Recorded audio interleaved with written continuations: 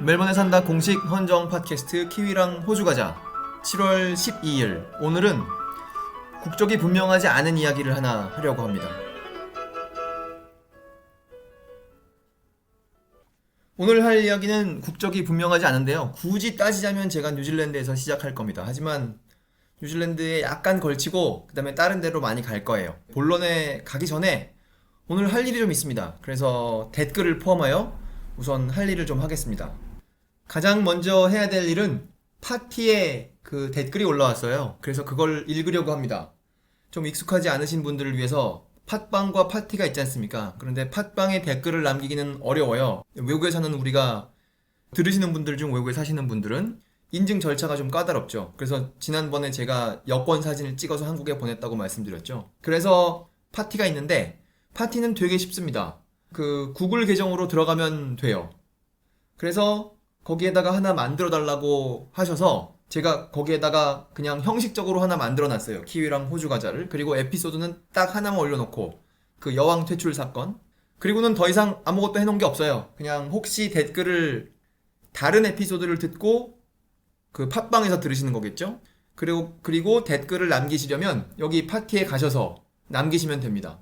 근데 그 요청을 하신 분이 착한 악마님이시고 그거 제가 만들어 놓은 거를 발견하시고는 댓글을 남기셨어요. 그래서 제가 읽겠습니다.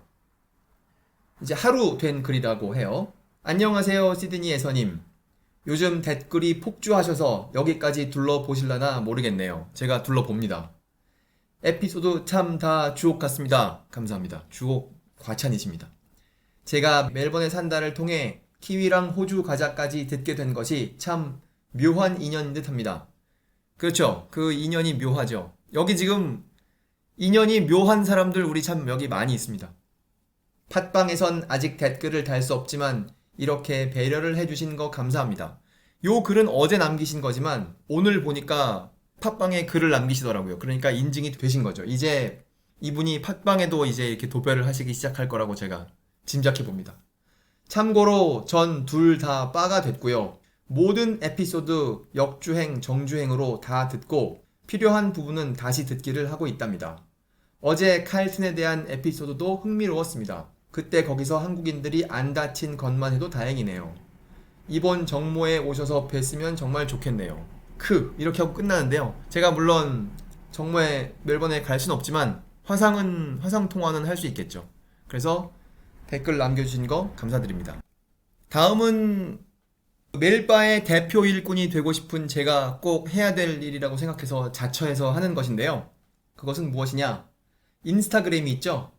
멜번에 산다 인스타그램이 있습니다. 인스타그램은 로그인을 하라고 되어 있어 제가 거기를 가진 않지만 그 안에 있는 내용을 바깥으로 보게 해주는 웹페이지들이 많이 있어서 이제 그 중 하나로 보고 있어요. 그러니까 이게 멜번에 산다 홍보 페이지 중 하나인 것이죠. 거기 맨 마지막 내용은 이제 이번 일요일에 뭐 주차를 어디 하십시오 그런 내용이지만 거기에 보면 한 달쯤 전에 어떤 내용이 올라왔느냐, 손PD님네 강아지 진저 그 사진이 올라왔어요. 그 진저가 카메라를 보고 있고 그 진저 앞에는 마이크가 하나 있죠. 그래서 이 사진을 소재로 홍 작가님께서 글을 여기 쓰셨어요, 밑에. 근데 제가 이걸 읽지 않으면 이 아까운 글을 보는 사람이 별로 없을까봐 제가 이 글을 한번 살리고 지나가려고 이걸 읽겠습니다. 그러니까 지금 사진에는 개가 있고 진저가 있고 그 앞에는 마이크가 있는 그런 상황이에요. 그 글은 이렇게 됩니다. 제가 어떻게 개처럼 읽어야 되는데 한번. 마이크 테스트. 안녕하세요. 저는 진저입니다. 제 실물은 처음이죠. 보시는 바와 같이 제가 한미모합니다. 후훗. 다름이 아니라 멤버들에게 할 말이 좀 있어서요. 여러분, 우리 집 게라지에서 녹음하시는 날엔 제 허락을 받으세요. 안 그러면 짖을 거예요. 지난번, 그리고 괄호를 열었어요. 몇 회였는지 기억은 안 나요. 청취자분들 귀 아팠죠? 그 앞에 괄호를 닫았습니다. 여기서 잠깐 멈추겠습니다. 이거 이제 글 중간인데요. 멜바가 해야 될 중요한 일이 이런 것이 아닌가 합니다. 멜바라면 그 구독하기에 연결돼 있어갖고 새로운 에피소드가 올라오면 전화에 알려져 왔을 때 모든 일을 멈추고 그것부터 듣는 멜바라면, 그리고 한 번만 들어서 내용이 좀 빠진 것이 없을까 하고 다시 한번 에피소드를 듣는 그런 멜바라면, 이런 식의 글이 올라왔을 때 몇 회였는지 찾아다가 여기다가 딱 그 정보를 올려야 되는 게 멜바가 해야 되는 일이 아닙니까? 그래서 제가 그걸 하려고 해요. 그래서 그 손 PD님 강아지가 짖었을 때는 언제였느냐? 그 욜로 생활, 요로 생활 이런 거에 대해서 말씀하셨던 그때 5월 8일에 올라간 직장 생활 백서 1탄 돈 벌 걱정을 왜 하나요? 놀기도 바쁜데 그 1탄이 있고 2탄이 있어요. 그 1탄에 22분 40초쯤 됐을 때 거기서 갑자기 진저가 짖습니다. 그리고 나서 이제 떡볶이를 드시러 가시죠. 우리가 이런 그 역사를 정립하는 행동을 하지 않으면 그 먼 훗날 어떤 사람들이 우리한테 그 개가 짖은 적이 없다고 그리고 떡볶이는 멜번에서 만든 적이 없다고 이렇게 말했을 때 우리가 어떻게 증거를 들이댈 수 있겠습니까? 그래서 우리가 역사 바로 세우기를 하는 차원에서 이 호주 시민의 한 사람으로서 이런 일은 그 적절할 때 하고 지나가야 된다. 이렇게 생각하는 것이 저의 소신이기 때문에 오늘 이런 간단한 일을 하고 지나갑니다. 그래서 이제 글의 나머지를 읽어야죠. 어디까지 읽었냐면 청취자분들 귀 아팠죠. 귀가 아팠습니다. 그때 엄청 시끄러웠기 때문에 저 퍼피스쿨 나온 여자인데 홍 작가가 자꾸 머리를 쓰다듬으려고가 아닐까 합니다. 뭐 모르죠 뭐. 제가 한국을 떠난 지 너무 오래돼갖고 헷갈려 하는지 하는 바람에 앙칼진 소리 좀 내봤어요. 다들 아시죠 제 마음? 아침에 머리 세팅 다 했는데 누가 헝클어 버리면 정말 짜증 나잖아요. 오늘따라 사설이 길었네요. 여튼 여러분 손 PD와 아이들이 진행하는 멜번에 산다 잘 들어주시고 진저도 많이 사랑해주세요. 거기까지입니다. 이 에피소드의 구성상 이런 내용을 말씀드린 다음에 해야 하는 자연스러운 내용은 무엇이겠습니까? 그 개 짖는 소리를 한번 들어봐야 되겠죠? 제가 저작권은 없지만 조금 빌려왔습니다. 손 PD님께서도 이해하시리라 믿습니다. 그러니까 이거에 대해서 아니 아이고야 진저의 찬조 출연은 여기까지입니다. 그래서 이제 댓글 읽었고 그 다음에 인스타그램에 올라온 글 하나 읽었고 그건 뭐 최근 글은 아니지만 한 달 됐다고 여기 적혀 있어요. 그리고 잠시 뉴스를 말씀드리면 정모 그 멜번에 산다 시드니 지점 정모에 지금까지 연락을 해주신 분이 없으세요. 그래서 만일 오늘부터 제가 지금 목요일 저녁인데요. 오늘 저녁, 금요일 하루 종일, 토요일 하루 종일, 일요일 아침에 아무도 연락이 없으시면 제가 혼자 집에서 멜번에 계시는 분들과 화상으로 놀면서 일요일 저녁을 보낼 겁니다. 하지만 이제라도 늦지 않았습니다. 거기에 참가하고 싶으신 분은 저에게 메일 한 줄 보내주세요. 그러면 제가 이스트우드 펍에 가서 이 마이크 테이블 위에 올려놓고 제가 노트북 가져가서 화상통화 그 멜번에 계신 분들과 함께 할 수 있습니다. 관심 있으신 분들은 알려주시기 바랍니다. 자, 여기까지가 광고였고요. 이제 여기서부터 본론으로 슬슬 갈 건데요. 본론으로 갑자기 갈 수가 없어요. 이 내용이 좀 멀리 있는 내용이기 때문에. 그래서 어디에서 시작할 거냐면요. 제가 과거에 했던 메리 울스턴 크래프트 그 에피소드가 있죠. 제가 그 제목을 일부러 한글로 적지 않았어요. 뭐 무슨 전철역에 관한 이야기 어쩌고 이런 거 설명하지 않았어요. 그냥 그 사람 이름만 딱 적었어요. 메리 울스턴 크래프트. 그래서 그 이름을 아시는 분은 그걸 들으실 수 있도록, 그리고 그 이름에 아무런 호기심이 없으신 분들은 그냥 통과하실 수 있도록 그렇게 제가 소박하게 적었습니다. 그런데 놀랍게도 메리 울스턴 크래프트 그 에피소드를, 그게 5월 말에 올라간 건데요, 상당히 많이 들으셨어요. 그래서 저는 잘 모르겠습니다. 그 이름을 아시고 그걸 들으신 것인지, 도대체 이 사람이 누굴까 해서 생각하시면서 그걸 들으신 것인지 알 수 없으나 다행히도 그걸 많이 들으셔서 이런 걸 좀 자주 해야 되겠군, 이런 생각을 하게 되었습니다. 그래서 오늘 본론으로 가려면 그 메리 울스턴 크래프트 그 스토리에 등장한 사람들을 조금 얘기하면서 가야 돼요. 왜냐하면 거기에 아주 가까이 있는 사람 이야기이기 때문에 그렇습니다. 그래서 다시 한번 그 과거에 했던 것을 재탕을 하자면, 혹시 안 들으신 분들을 위해서, 메리 울스턴 크래프트라는 사람은 두 명이 있죠. 그 엄마 메리 울스턴 크래프트가 있고 딸 메리 울스턴 크래프트가 있어요. 그 둘 다 나름대로 굉장히 유명한 사람들이죠. 엄마 메리 울스턴 크래프트는 그 여성의 권리 옹호라는 책을 써서 유명해진 사람이고, 그 딸 메리 울스턴 크래프트는 프랑켄슈타인의 작가죠. 프랑켄슈타인이라는 소설을 생각해 보십시오. 그 소설이 무슨 이성적이라던가 논리적이라던가 무슨 뭐 그런 거를 추구하는 소설이 아니에요. 이렇게 상상력이 풍부한 그런 소설이죠. 느낌이 센 그런 소설입니다. 그것이 그 당시 상황의 정신적인 분위기, 그걸 보여주죠. 그 딸 메리 울스턴크라프트는 쉘리라는 시인과 결혼을 하지 않습니까? 그래서 그 여자는 메리 쉘리로 알려져 있죠. 많은 사람들에게 메리 쉘리로 알려져 있고, 그건 이제 결혼한 다음의 이름이고, 그 결혼하기 전까지의 이름은 메리 울스턴크라프트 고드윈, 그렇게 알려져 있었죠. 그러면 그 쉘리 옆에 있는 유명한 사람은 누구이냐? 바이런이죠. 그래서 바이런, 쉘리, 키츠, 이 사람들이 그 당시에 유명한 사람들이고, 바이런이 했다는 말로 알려진 유명한 말이 있죠. I awoke one morning and found myself famous. 어느 날 아침에 일어났더니 내가 유명해져 있더라. 이런 말. 그거 바이런이 한 말이죠. 그거 왜 유명해졌냐면 Child Herald라는 글을 썼는데 그게 갑자기 엄청 유명해져서 그런 것이죠. 이 세 사람처럼 이런 조화, 이런 조합, 제가 좀 어디 비슷한 데 없을까 생각해봤어요. 우리가 누구를 생각하면 좋으냐면요, 서태지와 아이들을 생각하면 좋을 것 같아요. 그게 3인조지 않습니까? 그 중에 뭐 누가 세 번째인지는 모르겠으나 그 세 번째 사람, 존 키츠, 그 사람이 오늘의 주인공입니다. 서태지와 아이들과의 차이점을 말하라면 이 사람들은 뭐 함께 이렇게 어깨동무를 하고 일한 그런 사이는 아니죠. 바이런과 셸리는 좀 같이 지냈지만 키츠는 뭐 그냥 편지로나마 알고 지내던 사이이고, 그리고 이 사람들이 모두 살아있을 때 다 유명해진 건 아니죠. 특히 키츠는 살아있을 때 영 아니었습니다. 존 키츠에 대해서 아주 간단하게 한글로 된 걸 읽어볼 건데요. 거기에 가기 전에 약간 비슷하지만 딴 얘기 하나 할게요.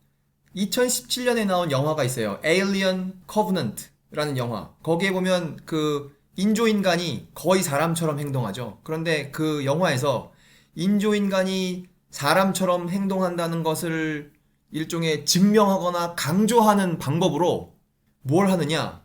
이 로보트가 혹은 외계인이 혹은 뭐 만들어진 기계 같은 인간이 쉘리의 시를 읽죠. 그게 오즈맨디어스라는 쉘리의 시를 읽고 그거에 대해서 얘기하다가 그걸 지은 사람이 바이런이다 이렇게 잘못 말하죠. 그 기계의 버그를 발견하게 되는데, 또 어디 읽어보니까 그걸 일부러 틀렸다고 해요. 왜? 사람이 틀리지 않습니까? 예? 사람이 실수를 하잖아요. 그러니까 그 기계가 그런 종류의 실수를 한다는 것이야말로 이 인간이랑 비슷하다 뭐 그런 거라는데, 그것이 무엇이건 간에 중요한 거는 그 예를 바이런과 셸리로 했다는 거예요. 다른 이 인류상에 예를 들 만한 사람 얼마나 많습니까? 그런데 하필이면 셸리와 바이런을 가져왔다는 것이죠.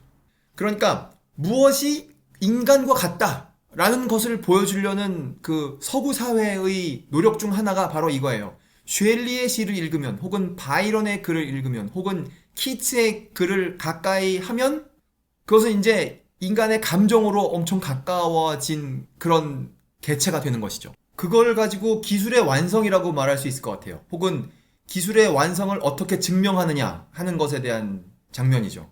반면 만약에 그런 외계인에게 혹은 인조인간에게 바흐의 음악을 듣도록 했다던가, 그러면 그 느낌이 달랐을 거예요. 바흐는 그 훨씬 전에 있었던 사람이니까, 그러니까 이런 낭만주의적인 전통과는 아무런 관계가 없는 사람이죠.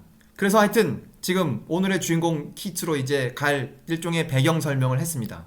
존 키츠에 대해서는 이따가 자세히 할 건데, 이제 신문 기사를 읽으러 가려면 최소한의 정보가 필요하기 때문에 제가 한글로 설명되어 있는 것을 아주 간단히 읽겠습니다.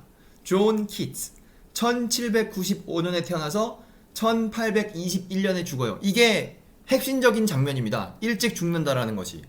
아까 말씀드린 3명의 사람, 그러니까 뭐 그 중에 3명 중에 1명은 키츠고요. 바이런 36살에 죽고요. 쉘리도 30살에 죽어요. 이 사람들 다 젊은 날에 친구하고 그냥 금방 사라지는 사람들이죠.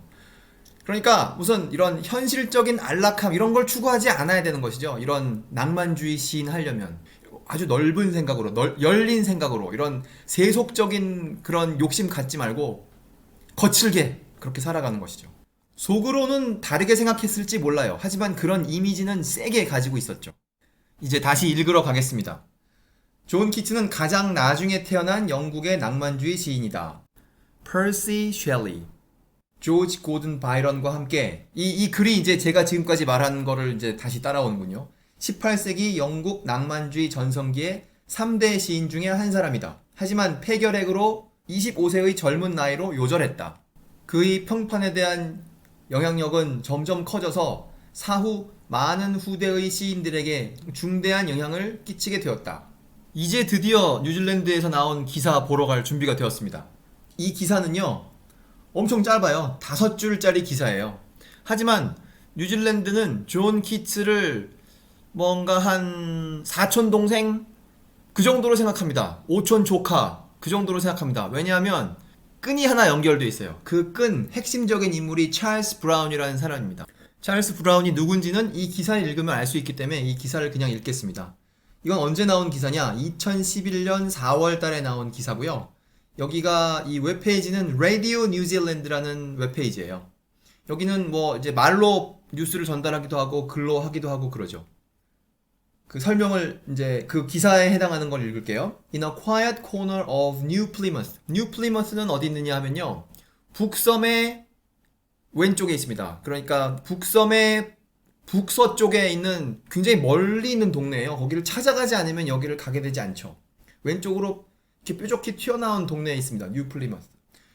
그 뉴 플리머스의 어느 조용한 곳에 그게 어디에 있다고 설명하고요. Lies the final resting place of a man whose support allowed John Keats to write some of his greatest work. 그 뉴 플리머스에 이제 그 사람의 무덤이 있는 거죠. Lies니까. Final resting place, 무덤이죠. 그 어떤 사람의 무덤이냐? 그 사람의 도움으로 인하여 존 키츠가 그 존 키츠의 최고의 작품을 쓸 수 있었단 말이에요. 그 사람이 찰스 브라운인데요. 찰스 브라운 was a friend, mentor and benefactor to John Keats. 그러니까 친구이며 도움을 주는 사람이고 더 근본적으로는 재정적인 후원을 합니다. 존 키츠에게. 그게 시를 써갖고 무슨 벌이가 되겠습니까? 그러니까 살아갈 수 있도록 재정적인 후원을 해주는 것이죠. 21 years after Keats died, 그러니까 아까 존 키츠가 1821년에 죽었다고 했지 않습니까? 그러고 나서 21년 뒤에, 그러니까 존 키츠가 죽은 다음 21년 뒤에 이 사람이, 찰스 브라운이라는 사람이 immigrated to New Zealand in 1841. 그러니까 1841년에 이 사람이, 찰스 브라운이라는 사람이 뉴질랜드로 이민을 온 거예요. 그러니까 엄청 일찍 온 사람 중에 한 사람입니다. 와이탕리 조약 다음 해에 온 거죠. And died a year later. 그러니까 좀 뭐 잘 살아보려고 왔겠죠. 하지만 그 다음 해에 죽었어요. This past weekend. 이 지난 주말에, 그 지난 주말은 언제냐면 2011년 4월 5일에 바라본 지난 주말입니다. 어떤 사람들이 모이느냐? 잘 들어보십시오.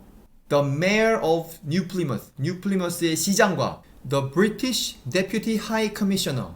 제가 이 외교관 계급에 익숙하지 않아서 저기 어디 하나 보러 왔는데요. 외무부에 있는 공무원들 계급을 설명한 거예요. 제일 위에 있는 게 대사고, 그 밑에 있는 게 실장이고, 그 밑에 있는 게 공사고, 그 밑에 있는 게 참사관이고, 그 밑에 있는 게 1등 서기관 혹은 영사, 이렇게 부른답니다. 그러니까 이거에 따르면 공사 혹은 실장이라고 불러야 되겠죠. And one of the world's leading authorities on John Keats attended a wreath-laying ceremony at Brown's grave. 그러니까 이런 사람들이 모여서 그 영국에서 온 고위 외교관, 그 다음에 뉴 플리머스의 시장, 그 다음에 존 키츠에 대한 권위자, 이런 사람들이 모여서 무슨 일을 했느냐?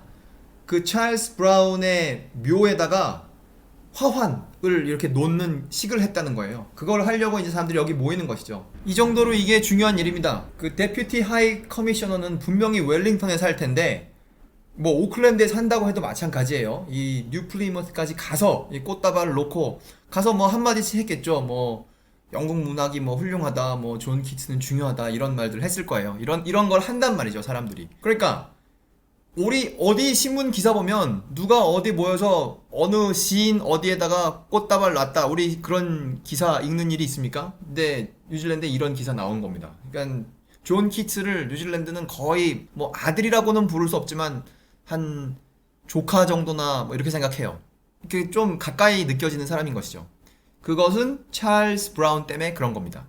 참, 여러분 이걸 듣느라고 멀리 오셨습니다. 아까 울스턴 크라프트부터 시작해서 바이런 쉘리 키츠 얘기를 하다가 지금 여기 뉴 플리머스까지 왔어요. 찰스 브라운 이야기를 하러. 근데 오늘의 주인공은 존 키츠이기 때문에 이제 다시 존 키츠로 돌아가겠습니다. 그러니까 일단 뉴질랜드에서 점을 한번 찍어야 다시 이제 존 키츠로 갈 수 있지 않겠습니까? 제가 그냥 괜히 존 키츠를 할 수는 없으니까. 나중에는 그런 에피소드를 만들지도 모르죠. 그냥 호주 뉴질랜드와 아무런 관계 없이도 그냥 주제를 정해서 하는. 존 키츠 제가 좀 이따가 시를 알아볼 거고요. 그냥 생애가 이게 한글로 나와 있는데 쉽게 하기 위해서 그냥 생애를 읽겠습니다. 워낙 이 복잡한 것들이 많이 있으니까. 1795년 10월 런던의 가난한 가정에 장남으로 태어났다. 1804년 아버지를 낙마사고로 잃고 1810년 어머니마저 결핵으로 죽게 된다. 그러니까 자기도 결핵으로 죽고 어머니도 결핵으로 죽고 당시에 결핵으로 많이 죽었나 보죠. 지금도 어디 갈 때 결핵에 걸렸습니까? 이런 거 물어보지 않습니까? 이제 한글로 된 기록에는 뭐 더 자세히 나오지 않지만 이제 영어로 되니까 엄청 이제 자세한 내용들이 나오죠. 어머니가 돌아가셨을 때가 1810년인데 그때 이제 너무 어릴 때니까 14살일 때니까 자기 힘으로 살아가기가 어렵죠. 그래서 그 일종의 할머니가 정한 보호자 이런 사람들이 있어요. 하지만 그 사람들이 뭘 도와주겠습니까? 그래서 취직을 해요. 일종의 견습생으로. 누구에게 견습생이 되느냐? 토마스 해먼드라는 의사의 조수가 됩니다. 그렇게 되면 어떻게 될 수 있느냐? 넌 살 집이 없으니까 그러면 여기 와서 살아 라고 그 의사가 거처를 마련해 주죠. 거기가 그 이제 의사 사무실 위층이랍니다. 거기서 이제 먹고 자면서 일을 도와라 이렇게 된 거죠. 그 길 이름이 처치 스트리트랍니다. 그 친구의 말에 따르면 키츠의 친구 코든 클라크라는 사람이 말했다는데 이때가 키츠의 삶에서 가장 안정된 때였답니다. 그러니까 그 자기 부모님이랑 살 때 혹은 그 이후에 아주 그냥 고생을 많이 했는데 그나마 여기 살 집도 있고 뭐 출근을 어디에 하는지도 정해져 있고 먹고 살 일은 이제 된 거죠. 아직 시는 안 쓰지만 이런 때였다는 거예요. 그걸 이제 인생의 14살에 처음 경험해 보는 거죠. 그래서 그 의사의 조수로 좀 일하다가 내가 이거 좀 하는구나 라는 생각이 들었나 봐요. 이런 병원 분야에서 일하는 거 좀 하는구나 라는 생각이 들어서 아예 의대를 갑니다. 1815년 10월 달. 그러면 이제 19, 20살 이때쯤 되죠? 지금은 킹스 칼리지 런던이라는 그런 병원 혹은 의대에 아예 그 의과대학을 가요. 그래서 거기 학생이 되면서 그러다가 이제 학생으로서 일자리를 얻는 거죠. 병원에서. 여기 정식 명칭이 dresser at the hospital을 했는데 왜 상처를 치료하는 걸 dresser라고 하잖아요. 근데 여기 설명이 뭐라고 되어 있느냐? assisting surgeons during operations. 그러니까 의사들이 수술하거나 이럴 때 옆에서 도와주는 일. 그러니까 간호사는 아니지만 뭐 견습 의사 혹은 뭐 의사 조수 그런 일을 하는 것이죠. 그러면서 여기는 뭐라고 되어 있느냐? equivalent of a junior house surgeon today. 그거예요. 제가 조금 전에 말씀드리는 그 역할을 하면서 이제 나는 의사가 되는가? 이러면서 이제 삶을 사는 것이죠. 그러면서 이제 거기서 일도 많아지고 그랬답니다. 그러니까 이렇게 학교에서 혹은 직장에서 자기의 할 일이 정해지면서 뭐 어떤 사람들은 이런 경우에 행복해하는지 모르지만 키츠는 행복하지가 않습니다. 나는 시인이 돼야 되는데 이거 낮에 할 일은 상처를 치료하는 것이고 이거 어떻게 하지? 이러면서 고민을 해요. 그 고민을 얼만큼 많이 하냐? He suffered periods of depression. 왜 집안일로도 고민이 많고 가난하기 때문에 그 다음에 나는 시를 써야 되는데 학교에 가야 되고 이런 일을 하면서 이제 depression, 우울증이 걸리게 되는 겁니다. 만일 이 사람의 당시의 고민의 결과 의사가 되자 이렇게 만약에 결정을 했다면 오늘 우리는 이걸 하고 있지 않겠죠? 이거 뭐 의사에 대해서 이런 걸 할 이유가 없으니까요.